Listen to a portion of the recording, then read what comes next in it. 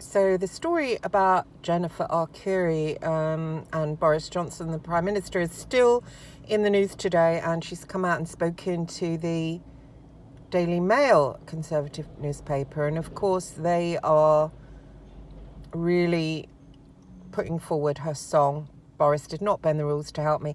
Why did she get 126 grand for her business? Why? What about other business women getting 126 grand? I mean, why? And he took her on UK trade missions and got public grants. What? I mean, 126 grand in public grants.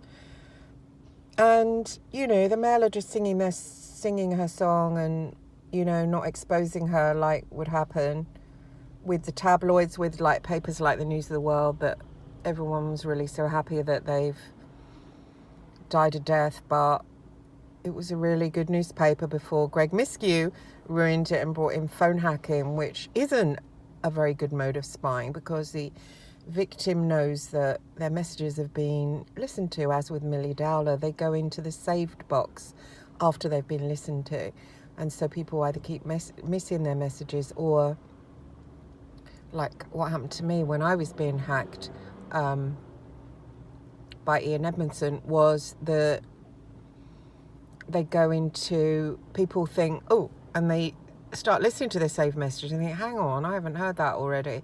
So, and then of course, if there's somebody famous, they don't think there's a glitch, they realise something's gone on. So it was a really stupid trick, and of course it finished the newspaper.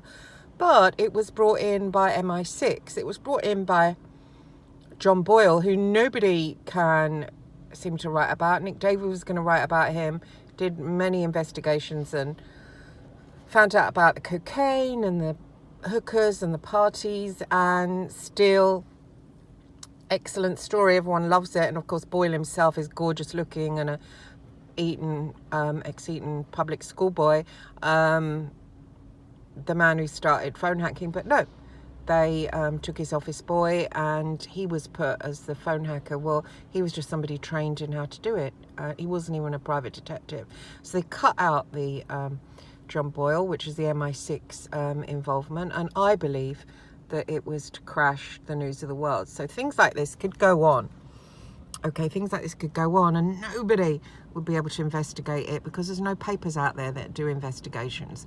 The Daily Mail pretends that they do investigations, but they don't.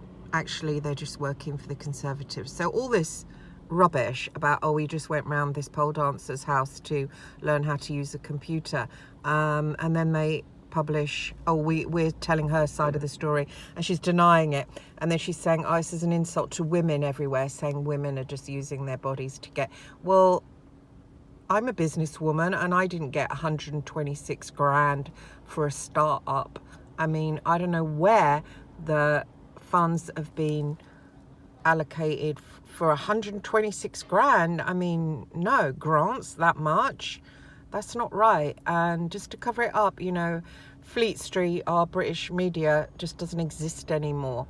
Phone hacking was brought in to crash it, and this is what we get. We get, he's using this girl. She looks like a 10-year-old, doesn't she, with a wig? She's not. She's 34, but she does look like a 10-year-old with hair. And this is what you get, this kind of just nonsense going on, and the newspapers standing by it, because really now they're just PR for whichever government, the government really, basically, it's all a joke. One's Labour, one's Conservative. Has any newspaper come out and actually expose this for what it is? Why?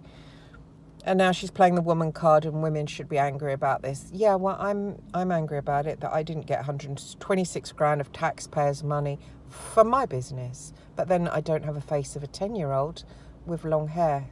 So not going to have Boris Johnson wanting to have sex with me.